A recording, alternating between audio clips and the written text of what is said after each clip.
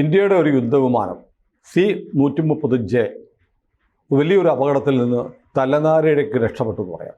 നമ്മൾ ABC-യിൽ ഒരു 2 മാസം മുമ്പ് വളരെ വിശേഷപ്പെട്ടൊരു വീഡിയോ ചെയ്തിരുന്നു. കാരണം മറ്റു മാധ്യമങ്ങളൊന്നും റിപ്പോർട്ട് ചെയ്തില്ല.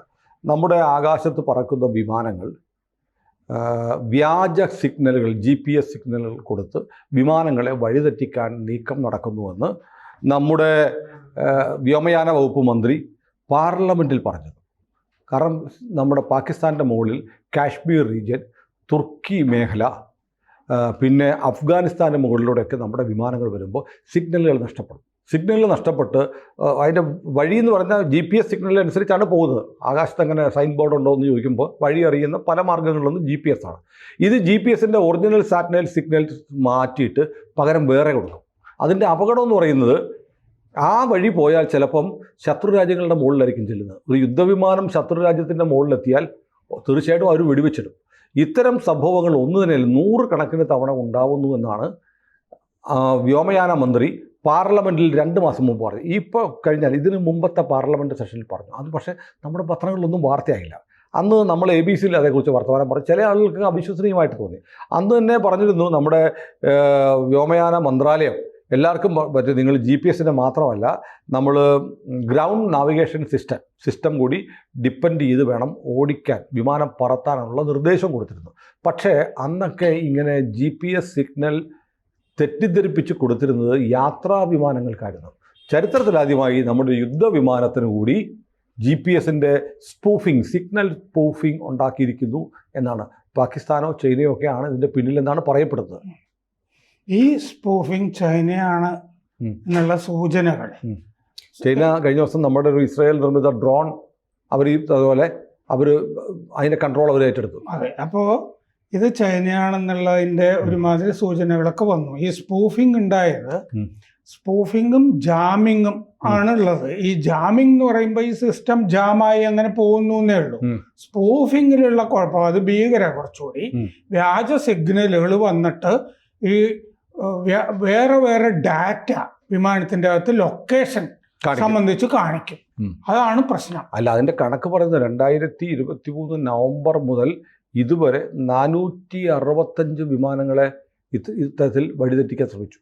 മാർച്ച് 29 മറ്റേ മ്യാൻമാറില് മറ്റേ ഭൂകമ്പമൊക്കെ ഉണ്ടായ ശേഷം അങ്ങോട്ട് കൊണ്ടുപോകുന്ന ദുരിതാശ്വാസ ട്രാൻസ്പോർട്ട് ഫ്ലൈറ്റ് ആണ് C-130. സൈന്യത്തിന്റെ നമ്മൾ 6 വിമാനങ്ങളിലും 5 നേവൽ ഷിപ്പുകളിലുമായിട്ട് സഹായം കൊടുത്തിട്ടുണ്ട്. ഈ വിമാനം ഗാസിയാബാദിലെ ഹിൻഡോൺ വ്യോമത്താവളത്തിൽ നിന്ന് പറന്നു പൊങ്ങിയതാണ്. അത് സൈനിക വിമാനത്താവളമാണ്. പഴയ ഡൽഹിയിലെ വിമാനത്താവളം, പാലം വിമാനത്താവളം സൈന്യത്തിൻ്റെയാണ്. കൊച്ചിയിലെ പഴയ വിമാനത്താവളം നേവിയുടെയാണ് എന്ന് പറയുന്ന പോലെ ഹിൻഡോൺ ഗാസിയാബാദില് ഈ ഹിൻഡോൺ വിമാനത്താവളത്തിലാണ് ഷെയ്ഖ് ഹസീന വന്നിറങ്ങിയത് അന്ന്. അപ്പോൾ ഈ ഹിൻഡോണിൽ നിന്ന് പറന്നു പൊങ്ങിയ വിമാനത്തിനെയാണ് ഇങ്ങനെ സ്പൂഫ് ചെയ്ത് വഴിതെറ്റിച്ച് വേറെ സ്ഥലങ്ങളിലേക്ക് കൊണ്ടുപോകാനായിട്ട് ശ്രമിച്ചത്. ചൈന എന്ന് ഇന്ത്യ പറഞ്ഞിട്ടില്ലെങ്കിലും ഇത് ആൻഡമാൻസിന് വടക്കുള്ള കോക്കോസ് ദ്വീപിൽ നിന്നാണ് ഇത് ചെയ്തിരിക്കുന്നതെന്ന് നമുക്ക് വിവരമുണ്ട്. ആ കോക്കോസ് ദ്വീപില് ഇത്തരം ഇൻഫ്രാസ്ട്രക്ചറൊക്കെ ചൈന വികസിപ്പിച്ചതായിട്ട് നമുക്കറിയാം. കാരണം അത് എവിടെ വെച്ചാണ് ഉണ്ടായത് എന്നൊക്കെയുള്ള കണക്ക് വെച്ചിട്ട് ഇപ്പോൾ കണ്ടെത്തിയിട്ടുണ്ട് ഇത് സംബന്ധിച്ച കാര്യങ്ങൾ. അപ്പോൾ കോക്കോ ദ്വീപിനടുത്ത് ഇവർക്ക് സിഗ്നൽസ് ഇൻ്റലിജൻസ് സംവിധാനമുണ്ട്, റഡാറുകളുണ്ട് ചൈനയ്ക്ക്. ഇന്നലെ ഇത് മാർച്ച് 29 സംഭവിച്ചതാണ്. നമ്മുടെ വ്യോമസേന ഇന്നലെ ഇത് സ്ഥിരീകരിച്ചപ്പോൾ ഡിപ്ലോമാറ്റിക് വാചകമാണ് ടെമ്പററി നാവിഗേഷണൽ അനോമലീസ് അത് ദൃശ്യമായിരുന്നു എന്നാണ് പറഞ്ഞിരിക്കുന്നത്. ചൈനയുടെ പേര് പറഞ്ഞില്ല. പക്ഷേ പിന്നീടുള്ള റിപ്പോർട്ടുകളിൽ ഈ കോക്കോ ദ്വീപിലെ കാര്യമൊക്കെ പറയുമ്പോൾ വേറെ വിവരങ്ങൾ വെച്ചും ഇത് ചൈനയാണെന്നുള്ളത് വളരെ വ്യക്തമാണ്. ഗ്ലോബൽ പൊസിഷനിങ് സിസ്റ്റം GPS അതിൻ്റെ ഡാറ്റയെ മാനിപ്പുലേറ്റ് ചെയ്യുകയാണ് ചെയ്തത്. അപ്പോൾ ഈ എവിടെയാണ് പോകേണ്ടത്, മ്യാൻമാറിൽ പോകുന്നതിന് പകരം വേറെ സ്ഥലത്തേക്ക് ഈ വിമാനം പോകുമായിരുന്നു. നമ്മുടെ ഈ പൈലറ്റുമാർക്ക് നല്ല വിവരമുള്ളത് കൊണ്ട് അവർ ബാക്കപ്പിലേക്ക് ഉടനെ പോയി. ഈ സിസ്റ്റത്തിനെ ഡിപ്പെൻഡ് ചെയ്യാതെ ബാക്കപ്പ് സിസ്റ്റം ഉണ്ടല്ലോ അതിലേക്ക് പോയി മര്യാദയ്ക്ക് അവിടെ കൊണ്ടുപോയി ഇറക്കി. മിസ്ലീഡ് ചെയ്യാനായിട്ട് നമ്മളെ പറ്റിയില്ല.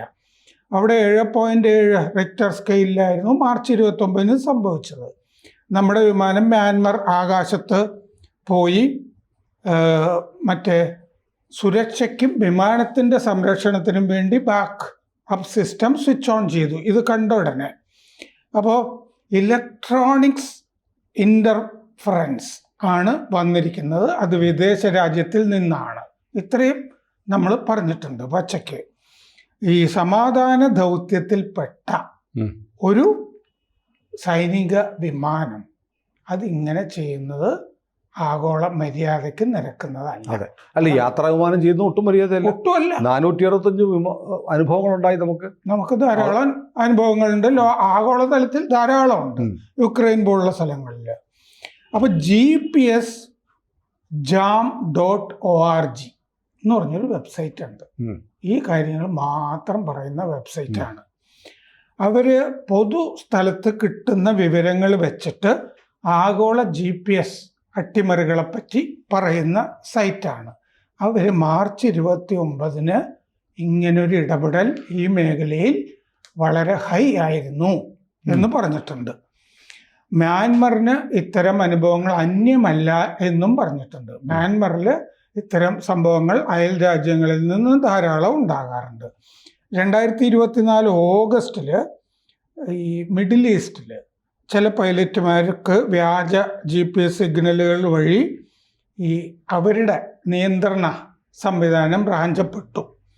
അത് കഴിഞ്ഞ് അവർക്ക് വേണ്ട ലക്ഷ്യത്തിൽ നിന്ന് 100 കണക്കിന് മൈൽ ദൂരെയാണ് അവർ വിമാനം പോയി നിന്നത്. എയർ ട്രാഫിക് കൺട്രോളിനെ ആശ്രയിക്കേണ്ടി വന്നു എവിടെ ഇറങ്ങണം എന്നൊക്കെ ചോദിക്കാനായിട്ട്. വിമാനത്താവളത്തിലാണല്ലോ എയർ ട്രാഫിക് കൺട്രോൾ. അങ്ങനെ ആകാശത്ത് വെച്ച് ലക്ഷ്യം ഇവരോട് വിളിച്ച് ചോദിച്ചറിഞ്ഞാണ് ആശ്രയിക്കേണ്ടി വന്നത്. ഇത് ഫോറിൻ പോളിസി എന്ന് പറഞ്ഞാൽ ഓൺലൈൻ ഈ വിവരങ്ങൾ ഗംഭീരമായിട്ട് കൈകാര്യം ചെയ്യുന്നത്. അതിൽ ആമി മക്കിന്നൺ ഈ വിവരങ്ങൾ എഴുതിയിട്ടുണ്ട്. നമ്മുടെ കാര്യം പറഞ്ഞാൽ തെക്കൻ മ്യാൻമറിലാണ് നമുക്ക് പോയി ഇറങ്ങേണ്ടിയിരുന്നത് 29-ാം തീയതി. അപ്പോൾ അതനുസരിച്ചിട്ടാണ് GPS. ഇത് യാങ്കോൺ, ഇറാവാദി ആ മേഖലകളിലാണ് പോയി ഇറങ്ങേണ്ടിയിരുന്നത്. യാങ്കോൺ, ഇറാവാദി. അപ്പോൾ 10% കൂടുതൽ സ്പൂഫിംഗ് നടന്നിട്ടുണ്ട് എന്നുള്ളത് വ്യക്തമാണ്. ആ വ്യോമ മേഖലയിൽ ഉപഗ്രഹ നിയന്ത്രണ സംവിധാനത്തിൽ അട്ടിമറി നടന്നു. സാറ്റലൈറ്റ് നാവിഗേഷണൽ സംവിധാനങ്ങളിൽ അട്ടിമറി നടന്നു. യാങ്കോൺ പ്ലസ് തെക്കൻ തീരം മ്യാൻമറിൻ്റെ ആ മേഖലയിൽ മാത്രമാണ് ഇത് നടന്നത്. ആ മേഖലയിൽ മാത്രമായിട്ട് നടക്കുമ്പോൾ ഇത് കോക്കോ ദ്വീപിൽ നിന്ന് ചെയ്യാൻ പറ്റും. അതുകൊണ്ടാണ് നമ്മൾ ചൈനയിലേക്ക് ചെന്ന് നിൽക്കുന്നത്. ഇത് ചെയ്തത് ജാമിങ്ങിനേക്കാൾ ഭീകരമാണ്. കാരണം ഇത് വ്യാജ സിഗ്നലുകൾ ട്രാൻസ്മിറ്റ് ചെയ്യും. അതാണ് ഇതിൻ്റെ പ്രശ്നം.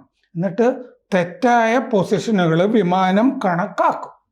എന്നിട്ട് ആ കണക്ക് അനുസരിച്ചിട്ട് ചെയ്യും. വിമാനത്തിൻ്റെ IRS ഇനർഷ്യ റഫറൻസ് സിസ്റ്റം അതിനെ മൊത്തത്തിൽ ബാധിക്കും. ലക്ഷ്യം തെറ്റി സഞ്ചരിച്ചുകൊണ്ടിരിക്കും വിമാനം. അപ്പോൾ മിഡിൽ ഈസ്റ്റ്, യൂറോപ്യൻ രാജ്യങ്ങൾ, യുക്രൈൻ ഭാഗങ്ങളിലൊക്കെ ഇത് ധാരാളമായിട്ട് സംഭവിക്കുന്നുണ്ട്. പിന്നെ ഈ ചൈനയുടെ മ്യാൻമറിലെ ഇൻഫ്രാസ്ട്രക്ചർ ഉണ്ടല്ലോ, BRIയിലൊക്കെ പെട്ടതാണല്ലോ. ആ ഇൻഫ്രാസ്ട്രക്ചറൊക്കെ ഡ്യുവൽ യൂസ് ആണ്. ജോലിക്ക് സൈനിക ആവശ്യത്തിന് ഉപയോഗിക്കാം എന്ന് പറഞ്ഞ് ഇപ്പോൾ തുറമുഖം അവിടെ ചില 2 തുറമുഖമൊക്കെ ഏറ്റെടുക്കുന്നുണ്ടല്ലോ. അത് ഇരട്ട തുറമുഖം വ്യോമതാവളം എന്നൊക്കെ പറഞ്ഞാൽ ഇരട്ട സംഭവങ്ങൾക്ക് വേണ്ടി ചെയ്യുന്നതാണ്. അപ്പോൾ അവിടെയും ഇതിന് വേണ്ടിയിട്ടുള്ള സംഭവങ്ങൾ അവർക്ക് ഉണ്ടാക്കാവുന്നതേ ഉള്ളൂ. അല്ല, നമ്മളിത് ആലോചിക്കേണ്ടത് ഒരു നിസ്സാരമായ ഒരു ടെക്നിക്കൽ എറർ അല്ല. ഒരു യാത്രാ വിമാനം പോവുകയാണ്, അത് തെറ്റായ സിഗ്നൽ കിട്ടി ഒരു ശത്രു രാജ്യത്തിൻ്റെ മുകളിലെത്തുന്നു, അവർക്കത് ഷൂട്ട് ചെയ്തിടാം. എത്ര പേരുടെ മരണം സംഭവിക്കും. നമുക്ക് ആ ഇറാന്റെ പ്രസിഡന്റ് പോയൊരു ഹെലികോപ്റ്റർ തകർന്നില്ലേ, ഇതൊക്കെ ഇങ്ങനെയൊക്കെ സംഭവിച്ചതും ഒക്കെ ആകാം. ആഗോള തലത്തില് ഗാസയിൽ ഇസ്രയേൽ ഇത് ധാരാളമായിട്ട് ചെയ്യുന്നുണ്ട്. എന്ന് റിപ്പോർട്ടുകളിലുണ്ട്. പക്ഷെ അവിടെ ഹമാസിന് വിമാനമൊന്നുമില്ലല്ലോ. ഒന്നുമില്ല. ഏതായാലും നമ്മുടെ വ്യോമയാത്രയ്ക്ക് അട്ടിമറിക്കാൻ ഇന്ത്യയുടെ വിമാനങ്ങളെ ആരോ കാര്യമായി ടാർഗറ്റ് ചെയ്യുന്നത്. അതുകൊണ്ടാണ് മന്ത്രി തന്നെ പാർലമെൻറ്റിൽ പറഞ്ഞത് 465 കേസുകൾ റിപ്പോർട്ട് ചെയ്തിട്ടുണ്ട്.